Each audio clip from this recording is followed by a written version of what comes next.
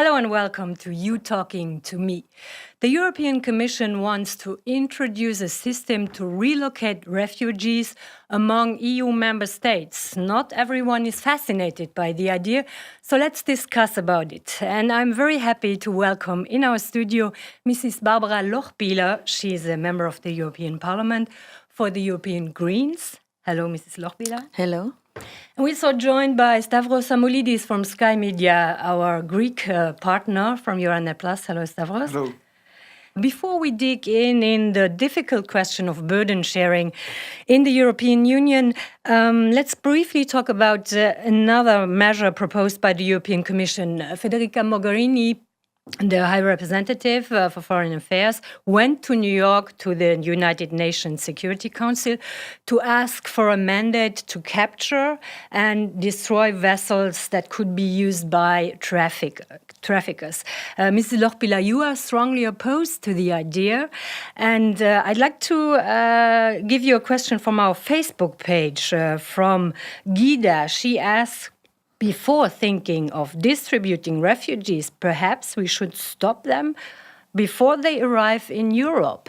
What do you say to Gida? Well, ask yourself, why are the refugees on the move? Why are they running away from home? It's not because of fun. There's the war, there's authoritarian regimes. So I think would be absolutely wrong to stop them somewhere else, because we know if we stop them in Niger, this is, for example, another proposal Mr. Juncker has presented. We don't know what will happen to them. And in the European Union, we are obliged, and we want also, that the refugees find protection. Now, Mogherini's request to the UN Security Council to ask for Chapter 7 permission to fight organized crimes, to me, sounds really bizarre. I think we should analyze why we failed so far to fight organized crime. But if you look who is behind this terrible trade and business, it's not one solid block of actors. There are different tribal people. There are different criminals. There are different terrorist groups. So with one measure, destroying the fisher boats, which you don't know who is for fishing and what is for smuggling, sounds really absurd. So we will see in some days. She asks for a reply. And then what will happen to the people who are then forced to stay in Libya, for that matter? Mm-hmm. We know that Amnesty International issued a report about the terrible situation, torture, mistreatment of refugees in Libya. And now with this method, we push them to stay there. So I think in order to spoil the business of organized crime, we have to manage to open legal ways for refugees to come to the European Union, because so far they have no choice than using these criminal organizations. And this, Mr. Juncker, in presenting his whole concept of migration, he also underlines this. This is positive. We should have more from that. Okay, Germany is one of the countries where the most applications from asylum seekers are made. So I take it you are in favor of quota, of the proposed relocation system for refugees among EU member states. I am a German MP, but my basis is also to argue, is a society in the position to take in refugees? And with the new criteria, also in the new plan from Juncker, it's clear that we have to see how high is unemployment, how is the general economic situation, the size. And if we calculate this, I'm not so sure if Germany has not also to take more, which I personally think we can. Mm-hmm. So I completely don't understand that other European states who have so far very few refugees and are well structured, have a good economy, that there is a reluctance on the political level to also share, because some countries like Malta, like Italy, because of our Dublin system and others, they have too many, they cannot cope. Mm-hmm. And we know from the past, in the parliament since 2009, all countries refuse to say, I am obliged, I want really to do this. It's all on a very vague voluntary basis, and this cannot continue because we know, unfortunately, that the wars in our neighborhood will continue. There's not a quick fix and an end to the refugee dramas, and I think we in Europe, also in those countries who don't want to take refugees, have an experience of war and poverty. So we also were always in our history refugees or migrants. And I think we should remember that this was not the destruction of the countries we moved to. We contributed to their societies, and the refugees and migrants coming to us, they will contribute to the development of Europe. Okay, let's maybe move to a country with this war experience, to Croatia, where hundreds of thousands people fled the war in the 90s. But we are in line with Barbara Peranic from HRT, our Croatian partner. Barbara, how is your country reacting to the proposal to relocate refugees? Hello from Zagreb. Well, Croatia indeed was considered to be a country with a prolonged refugee crisis as recent as last year. In fact, last spring, the UN High Commissioner for Refugees recommended to seize refugee status for people who fled Croatia in the 90s. And this decision came into force in December 2014. So on the one hand, Croatia indeed has this fairly recent experience with its own citizens who had to flee their homes and were displaced during the war in the 90s. But some people tend to forget that 25 years ago, Croatia itself expected the European Union and the international community to act and to help with the refugees. And the country felt very disappointed when the international community failed to respond as strong as Croatia had expected.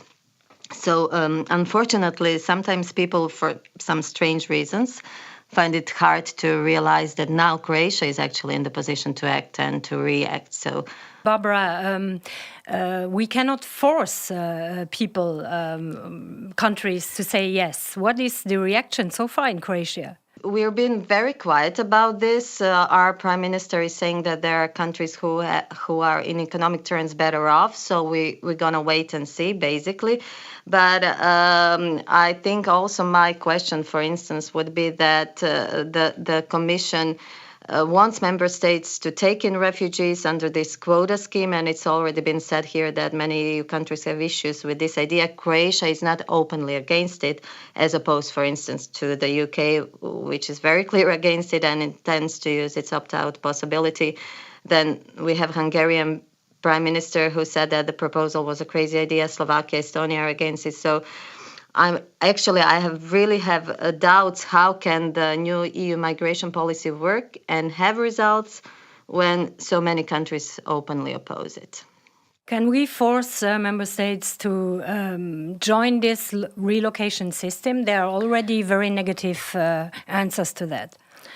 You see, I'm from the Green Party. I think the last 15 years, I tried to convince my own government, Germany, that taking in refugees is not a threat, but an enriching our society. And finally, since a year, this government says we need also more responsibility and not only voluntarily to take in refugees. So I think that all the governments and member states have really to analyze their situation, what they can do. Do you believe in solidarity here? Well, we saw that this didn't exist in the past because nobody helped Malta, nobody, Greece or Italy. We only refused from deporting people back there because the conditions for the refugee are so abnormal, horrible in Greece, for example. Mm-hmm. So I think we have to, and I think we have to, as in the political sphere, not always to continue a kind of a reflex to saying foreigners are a threat. And if you also see now some of the suggestions Mr. Juncker is making, he, for example, I think it is not a big new things. It's a lot of paper with a lot of vague formulations. But for example, what is positive, he says, or in his concept, he says will be more money, also financial support for these resettlement programs. So a country like Croatia can say, well, I have a lot of financial problems, but I do have structure that I can take, let's say, a certain amount of refugees from being Syrians in Lebanon being stranded, and I bring them here, and also the EU supports a little bit financially. Let's go to Greece, Stavros. Quota are not going to solve all the problem. Yes, well, you mentioned it already, and I'd like to take you a step further. So imagine that the system of the quotas are applied. Another problem to me for all the countries of first entry of refugees like Greece, Malta or Italy is that they also face, and you also said that before, some structural problems as countries. So another problem would be, is there anything that could address all the technicalities and all the lack of finance that these countries faces? Do you see this in the proposal? Well, first, I think here in Brussels, all those who deal with the issue, they know that the Dublin system of sending people back to the country where they entered first is a complete failure. But it is not clearly expressed. There in the paper, there is a kind of a wording which allows exception from Dublin, but not abolishing Dublin. So this exception speaks that a country has, if there is a mass arrival of a sort, then you can make exceptions from this rule. This is not bad, but we have to see, we really need an alternative, not only an exception to Dublin. Then we have the European Asylum Support Office in Malta, a very small institution. But the task actually should be to help different member states to harmonize the asylum system. And in the paper, there are some points where they say, well, we should come to a point where an asylum decision is being taken and should be relevant in all the member states. On the financial burden, more than the resettlement, I couldn't find. But of course, there is additional funding to existing refugee funds. So each country has to see. Another idea for this would be... One last question, Stavros.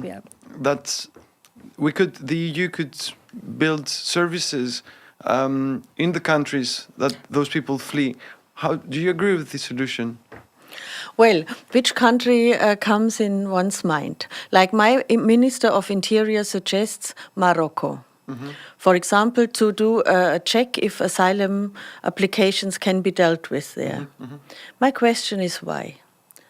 Why do we always put it to countries where we know that your judiciary is far from being perfect, where there's no civil society being able to help refugees if their application is turned down?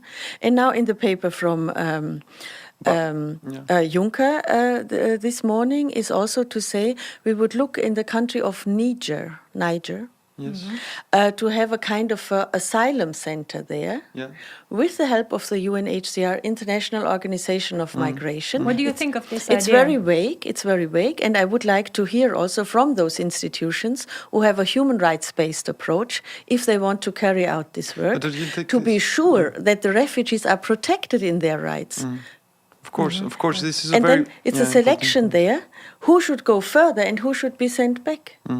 So more details to come. We are at the end of this show. Thank you very much. Thank you, Barbara Lochbihler, for coming. Thank you, Stavros, for joining us. Thank you all, and see you soon on You Talking to Me.